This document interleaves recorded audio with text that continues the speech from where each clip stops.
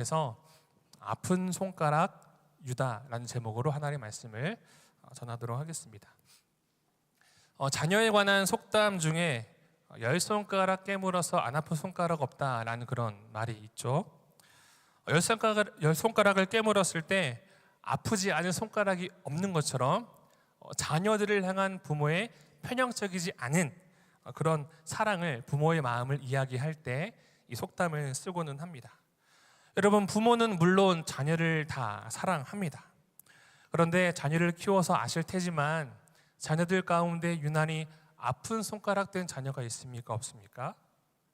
있죠.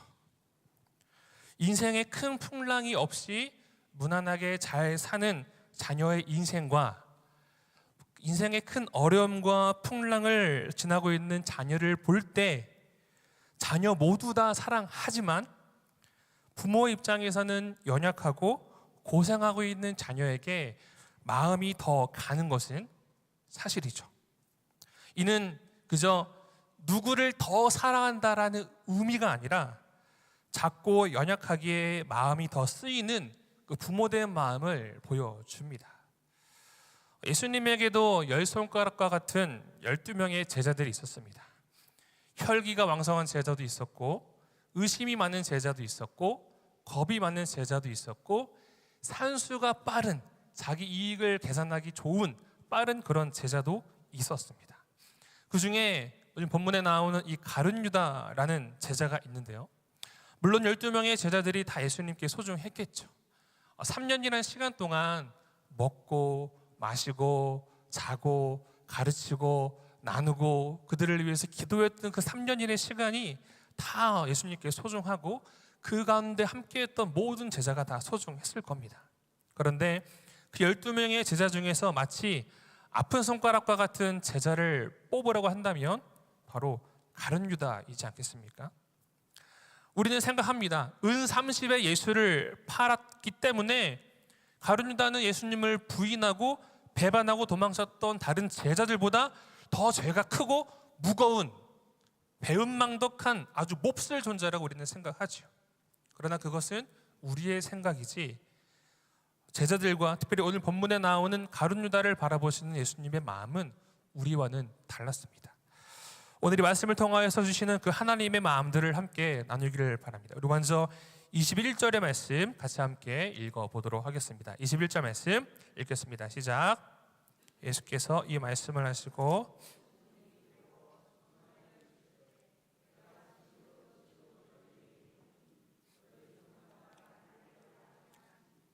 아멘. 이 말씀을 통해서 깨닫게 되는 것은 여러분, 가룟 유다를 향한 예수님의 사랑은요, 끝까지의 사랑이었습니다. 가룟 유다를 향한 우리의 생각과 판단은 배신자라는 인식이 앞서죠. 그렇기 때문에 따라오는 것은 용서받지 못할 자, 회개하지 못한 자라는 생각이 따릅니다. 여러분, 그러나 한 가지 명제를 우리는 마음속에 새겨야 하는데요, 하영조 목사님께서는 설교 가운데 이런 말씀을 하셨어요. 우리의 죄보다 하나님의 사랑이 더 크다.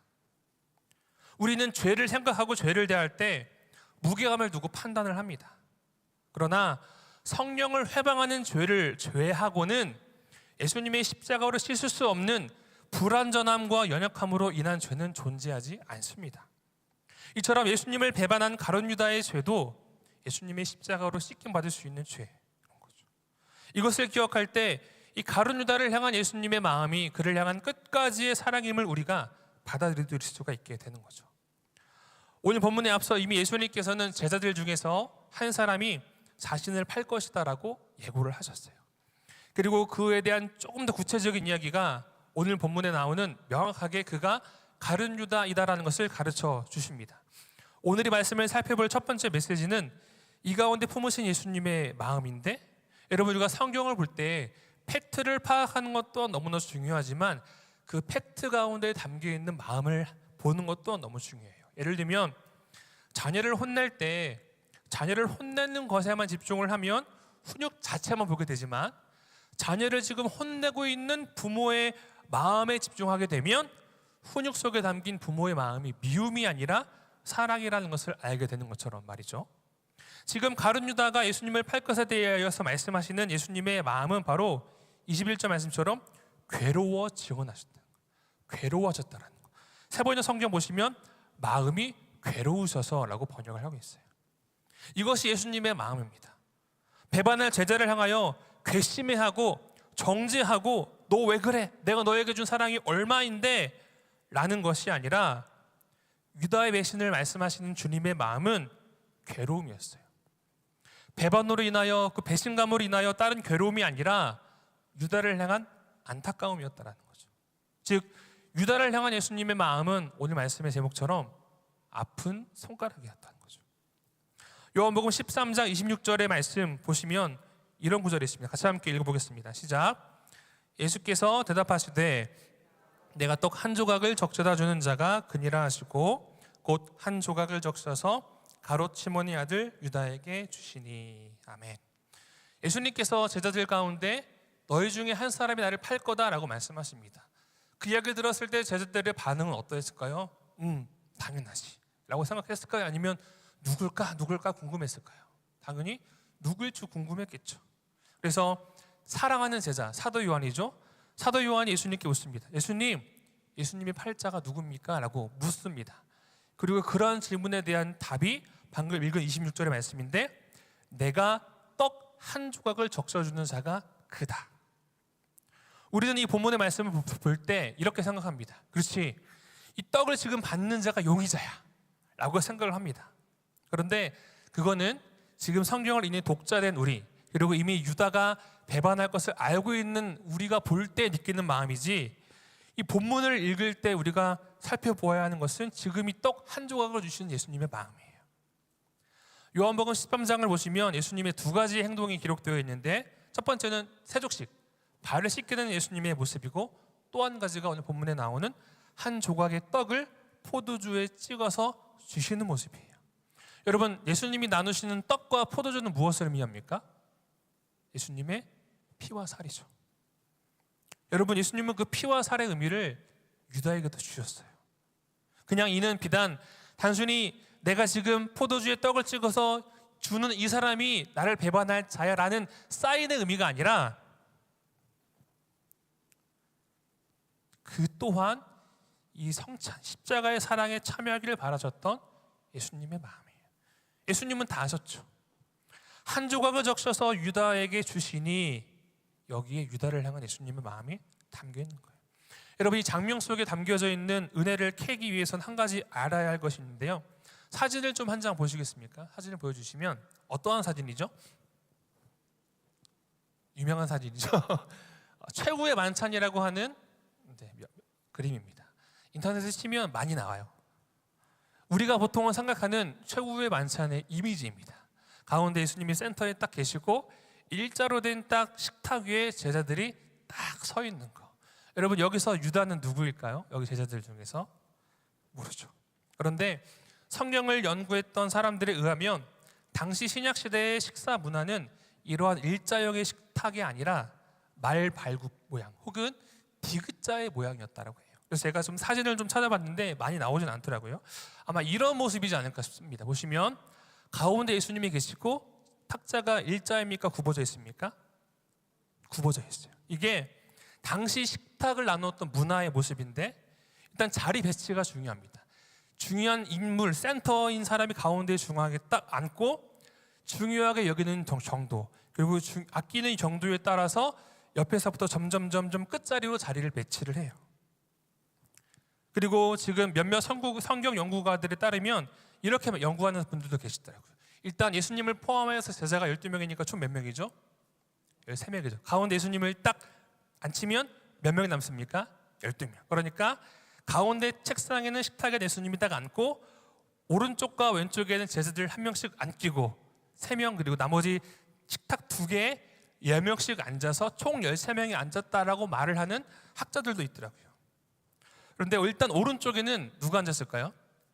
예수님이 가장 사랑하는 제자인 사도 요한이 앉았어요. 23절 말씀 보시면 예수의 품에 의지하여 누웠다라고 기록을 하고 있는데 당시 식사의 문화는 이렇다고 합니다. 비스듬히 왼쪽으로 기대어 서서 왼쪽으로는 왼쪽 손으로 팔꿈치를 괴고 오른손으로 음식을 먹었다라고 해요. 그러니까 지금 요한이 예수의 품에 의지하여 누웠다라는 것은 이렇게 누웠을 때 요한이 예수님 어디에 있었을까요? 오른쪽에 있었겠죠. 그렇죠? 반대로 지금 이제 예수님이 떡 한 조각을 포도주에 적셔서 가룟 유다에게 주고 계신다라는 것은 그가 어디 있는지는 모르지만 최소한 적어도 예수님에게 멀리 있었던 것은 아니라는 거죠. 또 어떤 학자들은 이야기하기를 오른쪽에는 요한이 있었고 왼쪽에는 가룟 유다가 있었다라고 주장하는 몇몇의 학자들도 있어요. 뭐 어디 앉았다는 게 중요한 게 아니라 중요한 포인트는 가룟 유다는 그 식사의 자리에 멀리 있지 않았다라는 거예요. 멀리 있지 않았다라는 것은 예수님이 그를 나름 아끼고 가까이 하셨다라는 거예요. 여러분, 가룟 유다는 생각할 때 우리가 배신자라는 낙인이 있기 때문에 부정적인 인식을 가지고 있지만 여러분, 유다는요 성실한 제자입니다. 식사 자리에 가까이 두실 정도로 예수님께서 아끼셨던 제자예요. 또한 믿을 만한 사람이었죠. 유다가 그 예수님의 제자 무리에서 했던 일이 뭐죠? 돈 맡은 자였잖아요. 셈이 빠르게 됐을 수도 있지만 우리 여러분, 재정은 누가 맡습니까? 그래서 제일 위험한 게 재정이니까 믿을 만한 사람이 맞지 않습니까? 유다가 그 믿을 만한 사람이었다는 거죠. 그리고 예수님이 제자들 가운데 친구요 라고 말했던 사람은 유다가 유일해요. 이처럼 유다는 예수님이 멀리 했던 자가 아니라 가까이 했던 제자였어요. 자, 이런 사실을 우리가 기억한다면 지금 예수님께서 가룟 유다에게 포도주에 떡을 찍어서 적셔주신 예수님의 마음이 느껴지십니까? 주면서 너 나 왜 배반해? 나쁜 놈! 내가 너 얼마나 아꼈는데 배은망덕한 놈! 이런 마음이 있었을까요? 그렇지 않죠. 후에 자신을 배반함으로 죄책감을 느낄 유다를 향한 예수님의 사랑이 그 가운데 담겨 있는 거예요. 즉 이 유다의 연약함을 통하여서 주님 원하셨던 것은 그가 후에 죄를 뉘우치며 찾아왔을 때 회개하기를 바라셨던 주님의 마음이 그 가운데 담겨 있는 거죠. 그 증거가 무엇입니까? 예수님은 유다에게도 떡과 포도주를 줬다는 거죠. 여러분, 유다만 배반합니까? 베드로도 배반하죠. 다른 제자들도 예수님 다 버리고 떠납니다. 예수님이 만약에 배신감을 느꼈다고 한다면 가장 큰 배신감을 유다에게 느꼈을까요? 베드로에게 느꼈을까요? 말이라도 못하면 다행이지. 다 죄를 버리고 떠나도 나는 결코 주님을 버리지 않겠습니다라고 호언장담했던 베드로에게 더 우리라고 한다면 상실감, 배신감을 느끼지 않았겠습니까? 여러분, 누가 유다에게 손가락질할 수 있겠어요? 예수님의 피값으로 하나님의 자녀된 여러분, 유다의 배반이라는 죄 그리고 그의 연약함이라는 것은 하나님의 구원 역사를 이루기 위해서는 반드시 필요한 거였습니다. 반드시 필요한 연약함이었어요. 이것을 우리가 깨닫게 될 때 우리는 이 가장 슬픈 장면, 배반할 수밖에 없었던 그 가장 슬픈 장면에서 그를 향한 가장 아름다운 주님의 사랑을 우리가 발견하게 되는 거예요. 우리들에게 적용을 해볼 때 여러분, 우리는 무엇을 붙잡아야겠습니까? 그 어떠한 죄와 어떠한 허물과 어떠한 연약함도 그 어떠한 것들도 저와 여러분들을 향한 하나님의 사랑과 은혜, 주님의 십자가로부터 끊을 수가 없습니다. 여러분, 이거는 제 말이 아니에요. 사람의 말이 아니라 성경이 약속하신 하나님의 말씀이에요. 로마서 8장 38절과 39절 말씀 보시면 39절만 보면 높음이나 깊음이나 다른 어떤 피조물이라도 우리를 우리 주 그리스도 예수 안에 있는 하나님의 사랑에서 끊을 수 없다. 여러분, 우리의 연약함과 우리의 허물과 우리의 죄보다 하나님의 사랑이 더 큽니다. 그리고 그 사랑은 나뿐 아니라 이웃에게도 향하기를 원하시는 주님의 마음을 우리는 기억해야 돼요. 13장 보시면 예수님이 십자가를 지셨을 때 제자들이 다 주님을 떠나가지 않습니까? 나중에 그 제자들이 유다가 예수님을 팔았다라는 얘기를 나중에 알았을까요? 몰랐을까요? 알았겠죠. 그들의 마음에 어떤 마음이 들었을까요? 적어도 나는 그렇게 하지 않았을 텐데 어떻게 가까이 있던 예수님을 팔 수가 있어? 라고 생각했을 거죠. 그런데 말씀을 볼 때 이 유다를 향한 배반의 말씀이 기록된 위치를 보면요, 13장은 서로를 향한 섬김을 말씀하고 있어요. 그렇죠? 그리고 유다에 대한 배반을 이야기를 하시고, 그리고 31절부터 보시면 우리가 잘 아는 것처럼 유다가 나간 후에 예수께서 이르시되 38절에 새 계명을 너에게 주노니 서로 사랑하라. 여러분, 유다의 배반이 있었을 때 이 말씀이 떠오르지 않았을까요? 유다, 어떻게 은 30에 예수를 팔 수가 있어? 나쁜 놈이 아니라 자기 또한 그와 다르지 않으며 그 또한 품게 되는, 그 또한 안타깝게 여기는 그런 마음들이 나머지 제자들에게 있지 않았을까요? 이처럼 우리의 연약함보다 하나님의 사랑이 큽니다. 그리고 그 사랑은 주님의 사랑, 이웃을 향한 사랑이죠. 여러분, 그런 안타깝게도 유다는 결국 회개를 못했어요. 기회가 있었지만 그 기회를 잡지 못한 거예요.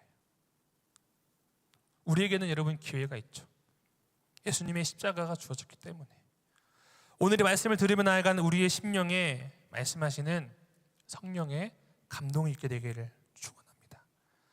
저와 여러분들을 향한 주님의 사랑은 끝까지의 사랑임을 기억하고 날마다 은혜를 힘입어 믿음으로, 우리의 경험과 우리의 의지로가 아니라 믿음으로 한 걸음 한 걸음 내딛는 저와 여러분들 되기를 주님의 이름으로 축원합니다. 아멘. 자, 두 번째, 본문의 말씀을 통해서 우리가 생각해 볼 것은 도대체 무엇으로 하여금 유다는 그릇된 선택을 하게 되었는가? 여러분, 그런 생각 해본 적 없으십니까? 그냥 유다가 예정된 존재이기 때문에 유다는 예수님을 배반할 수밖에 없었을까요? 그냥 단순히 기계적인 논리가 작용할까요? 우리 27절의 말씀을 같이 함께 읽어보겠습니다. 27절 말씀 읽겠습니다. 시작.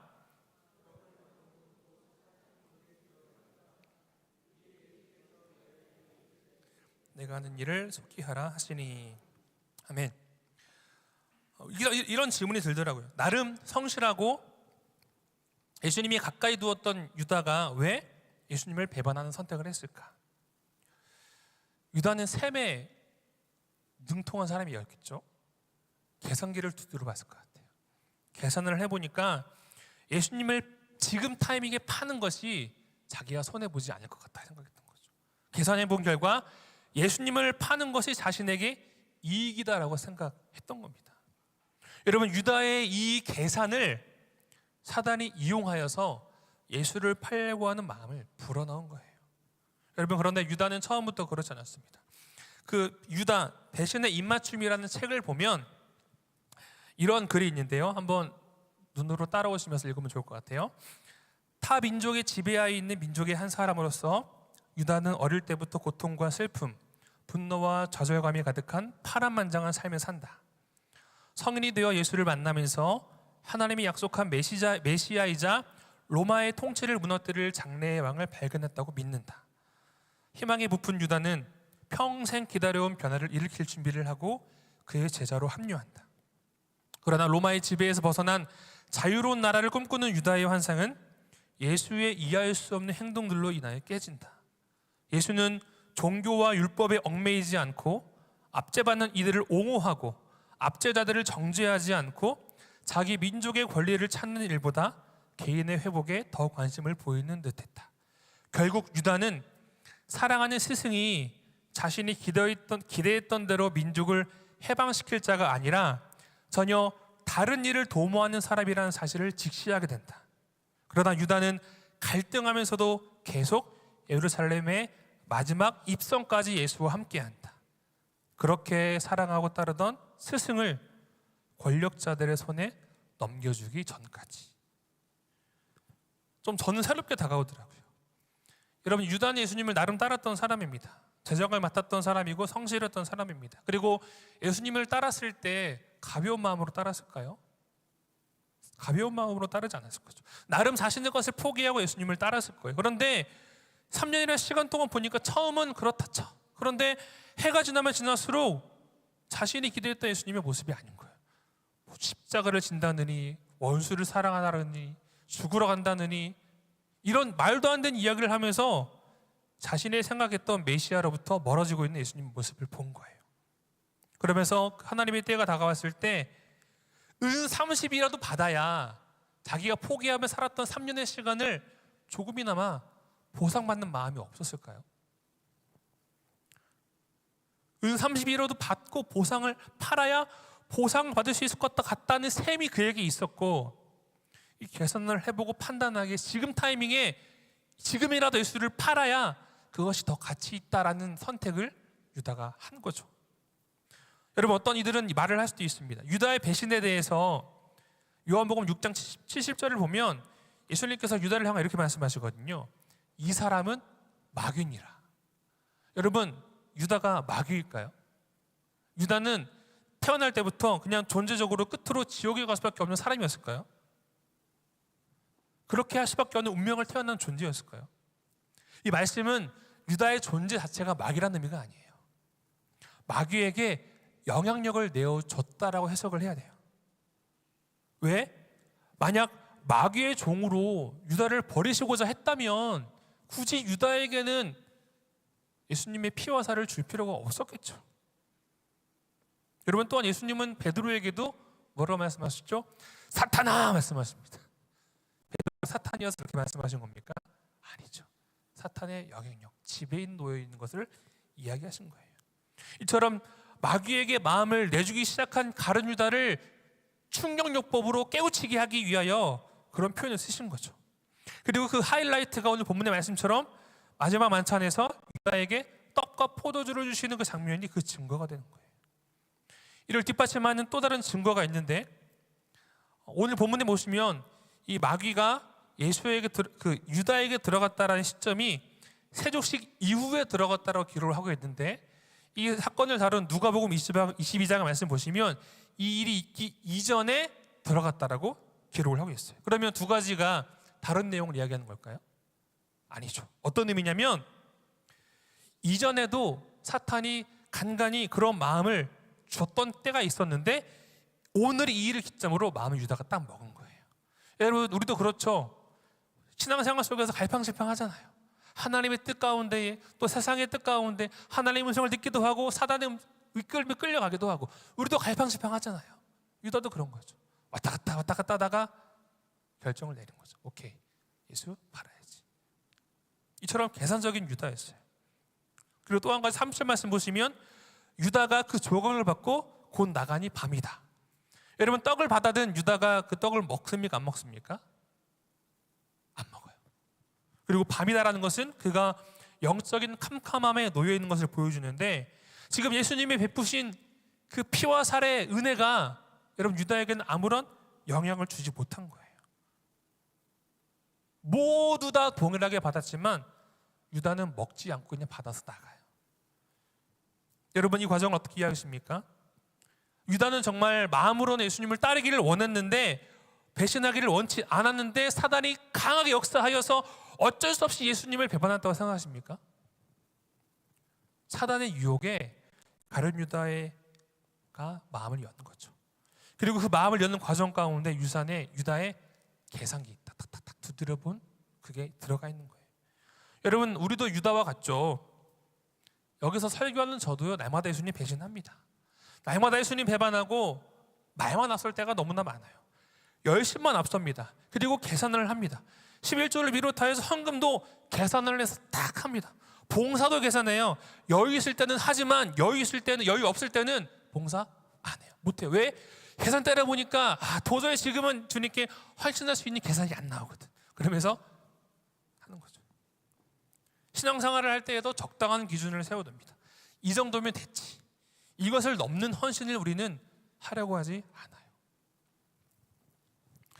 말씀을 준비하는 중에 유튜브에 그 쇼츠 영상으로 그 다니엘 김이라는 선교사님이 그 했던 설교 중에 한 예화가 뜨더라고요. 그 예화를 듣는데 저에게 하시는 말씀이더라고요. 어떤 이야기냐면요, 한 가지 예를 들었는데 우리에게 10,000평의 땅이 있다고 한번 가정을 해봅시다. 10,000평의 땅이 있는데 사단은 우리에게 이렇게 얘기한대요. 10,000평에 있는 땅, 그래, 너 다 가져.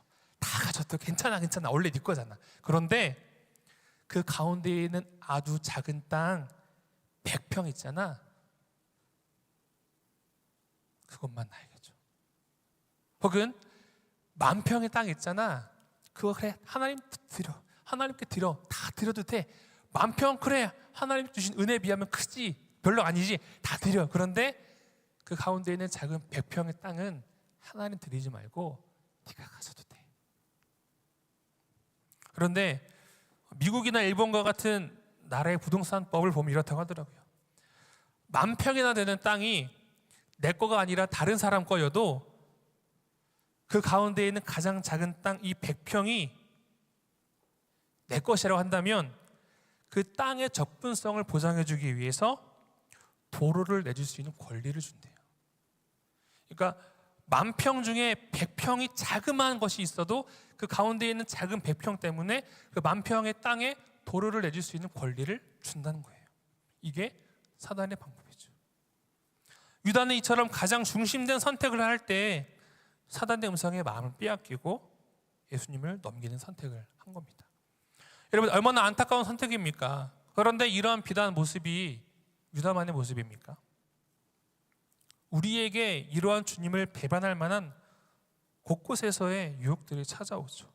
그 가운데 가장 중요한 것은 여러분, 우리는 하나님 앞에 더하기 빼기를 하면 안 돼요. 셈을 해서는 안 된다는 겁니다. 여러분, 만약에 팩트를 두고 보면 하나님께서 우리에게 주신 것처럼 계산기를 우리에게 두드리시면 여러분 그 셈을 다 갚을 수가 있겠습니까? 하나님이 우리를 위하여 주시는 그 대가, 십자가, 생명, 아들의 생명, 죽음, 그 값을 치를 수 있는 우리의 그 무엇인가가 있습니까? 없죠. 하나님은 우리에게 계산기를 두드리시지 않으신 거예요. 그런데 우리는 하나님과 딜을 하죠. 계산기를 두드립니다. 여러분, 오늘 말씀 앞에 우리가 엎드려야 하는 것은 하나님 앞에 계산하며 타협하고 흥정하려고 하는 우리의 마음을 여러분 회개해야 합니다. 그런데 우리의 마음에 어떤 마음이 듭니까? 손해보는 것 같죠. 왜 그런 마음이 들까요? 우리 눈앞에 놓여져 있는 현실 때문에. 현실, 세상의 가치, 주변 사람들의 이야기 등이 우리의 눈과 귀와 손과 발과 피부에 다가오니까 그런 것들을 기준으로 두고 무엇을 선택할지 판단하는 거죠. 여러분, 그러나 우리는 이미 알고 있습니다. 그런 것들을 붙잡아서는 안 된다는 것을 말이죠. 오직 하나님의 말씀, 하나님의 세계관, 하나님의 가치, 우리가 나아가야 할 길과 방향, 우리의 정체성, 우리의 목적지, 우리를 구원하신 하나님의 뜻을 알 수 있는 말씀을 우리가 붙잡아야 한다는 거죠. 종교개혁자 마틴 루터는 이런 이야기를 합니다. 느끼는 것이나 눈앞에 보여지는 것으로 판단하면 안 된다. 그리스도인이 따라야 할 것은 말씀뿐이다. 사랑하는 금호중앙 성도 여러분, 주님 우리에게 원하시는 것은요, 회개의 삶입니다. 유다에게 있어서 필요했던 것은 회개였어요. 아픈 손가락인 유다에게 주님 원하셨던 것은 회개였어요. 배반하는 것을 안 하게 바라신 게 아니고요, 배반할 걸 아셨기 때문에 예수님의 피와 살을 기억하며 그것을 받아 먹고 회개하길 바라시는 마음. 베드로와 유다의 차이 아시잖아요. 회개의 차이잖아요. 우리의 삶을 돌아보면 베드로와 유다와 비교했을 때 여러분, 저는 그래요. 더하면 더했지 절대 뒤처지지 않습니다. 얼마나 많이 말만 앞섰는지, 얼마나 계산을 많이 하는지, 얼마나 적당한 거리를 두고 하나님, 이 정도는 괜찮잖아요. 이 정도는 그래도 누구보다는 헌신하는 건데 이 정도는 봐주실 수 있으시죠? 라고 웃으면서 하나님과 딜을 해요. 적당한 거리감을 두고. 왜냐하면 더 가까이 가면 나를 특별하게 막 하실 것 같아가지고 부담이 돼서. 때로는 거짓말도 서슴없이 해요. 사랑한다고 말은 하지만 사랑하지 못해요. 예수님 사랑합니다. 예수님 사랑합니다. 예수님 사랑합니다. 말은 하지만 예수님 사랑하는 것보다 여러분 사랑하는 게 맞나요? 적나요? 맞죠. 예수님이 우리의 삶의 운전대를 잡으려고 하면요, 아 예수님 잠깐만요, 제 차예요. 제가 운전할 테니까 잠깐 계세요. 옆자리에 앉았다가 아 예수님 옆자리에 계시니까 좀 신경 쓰이는데요, 뒷자리 가시죠. 뒷자리에 갔다가 아 예수님 백미러로 예수님 보이니까 운전하기 힘든데요, 트렁크로 가시죠. 예수님을 트렁크까지 보내버립니다. 그리고 내가 막 운전을 하다가 사고가 날 뻔하거나 뭔가 안 되는 상황이 생길 때 그때서야 예수님 딱 생각하면서 아 예수님 죄송해요 트렁크 꺼내드리고 예수님 다시 찾아요. 예수님을 도구로 여기는 거죠. 계산하는 거예요. 여러분, 어찌 보면 예수님에게 있어서 아픈 손가락은 유다가 아니고요, 나입니다. 연약함에 유난히 많고 부족함에 유난히 많고 허물도 많고 죄도 많고 이기적이고 계산적이고 고집도 세고 말만 번지르르 하는 우리의 모습이 예수님께 아픈 손가락이 된다는 거죠. 아픈 손가락이 자녀를 향한 부모의 마음이 무엇입니까? 더 주죠. 그렇죠? 우리 부모님도 그렇잖아요. 아픈 자식에게 뭐 줍니까? 더 줘요. 조용히 챙겨줍니다. 다른 자식 알면 서운할 수도 있으니까 조용히 용돈도 주고 조용히 챙겨줍니다. 우리 주님도 마찬가지죠. 모든 성도에게 은혜를 주시지만 신앙생활은 나와 주님과의 관계잖아요. 나와 주님과의 관계에서도 우리의 부족함을 주님 아시고 우리에게 놀라운 위로와 은혜를 회복을 주신다는 거죠. 주님으로 축원합니다. 오늘의 말씀을 듣고 주님께 우리의 연약함과 허물을 고백하며 나아갈 때 우리 안에 모든 더러운 것이 떠나가게 되기를 주님으로 축복합니다. 주님 말씀처럼 너희는 주 영에 계신 성전인 것을 너희가 알지 못하느냐. 성령께서 우리 가운데 계세요. 우리는 주의 성전이에요. 저는 최근에 깨닫게 된 게 그게 있어요. 뭐냐면 사람마다 힘들어하는 죄의 영역들이 다 다르거든요. 어떤 사람은 이런 죄 때문에 힘들어하고 어떤 사람은 이런 죄 때문에 힘들어요. 그리고 하나님께 기도합니다. 하나님, 이 죄에 내가 정말 짓지 않기를 원합니다. 막 기도합니다. 그러면 영적인 깊이가 넓어짐에 따라서 그 죄에 대해서 어느 정도 태어내실 수도 있어요. 그런데 그게 끝이 아니에요. 이것만 내가 자유로우면 괜찮을 줄 알았는데 이게 아니고요. 또 다른 문제가 또 찾아오더라고요. 제가 그랬거든요. 이 정도면 괜찮을 줄 알았는데 지나니까 또 다른 죄가 또 저를 또 힘들게 하는 거예요. 그렇구나. 나는 결국에는 예수님 없이는 못 사는구나. 그래, 나는 진짜 예수님이 그래서 주기도문에도 회개를 가르쳐 주셨고 세족식의 말씀 가운데서도 발만 씻으면 된다고 말씀하시면서 회개의 삶을 계속해서 촉구하셨구나. 여러분 가운데 죄가 생각나지 않으신 분들이 계실 수도 있죠. 오늘 하루에 생각해 봅시다. 아니면 지나온 세월 동안에 자녀를 키울 때 생각해 보세요. 여러분, 우리 부모로서 자녀들에게 얼마나 많은 상처를 줍니까? 내가 원하는 대로 키우려고 하는데 잘 안 될 때 말로 상처를 주고 내 행동으로 상처를 주고 내 감정으로 상처를 주고 다른 동료를 볼 때 공동체 동역자들을 볼 때도 내 기준은 이런데 내 기준에 따라가지 못하는 누구를 볼 때 나는 그런 의도가 아니었지만 말로 상처를 주고 내가 저 사람보다는 낫다는 상처를 주고 여러분 그게 우리의 모습이죠. 그런데 겉으로는 드러나지 않아요. 왜요? 우리는 다 회칠한 무덤이에요. 겉으로는 멀쩡해 보이지만 속은 썩어져 있는 회칠한 무덤이에요. 그렇기 때문에 예수님이 필요하다는 거죠. 오늘 말씀을 듣고 주님께 우리의 연약함과 허물을 고백하며 나아갈 때 우리의 모든 죄를 다 거두시고 성령의 충만한 임재가 우리를 덮을 때 여러분 성령의 사람으로 살아갈 수 있는 것이죠. 죄는요 우리가 우리 힘과 의지로 물려내려고 할 때요 안 돼요. 하나님의 말씀 기억하고 붙잡고 간절히 기도하는 그 시간들 속에서 하나님께서 은혜를 부어주셔야만이 우리가 그 가운데 그리스도인으로 살아갈 수 있다는 겁니다. 오늘 이 저녁 그러한 거룩한 주의 성령의 역사하심이 우리의 삶을 덮고 채우게 되기를 주님의 이름으로 축원합니다.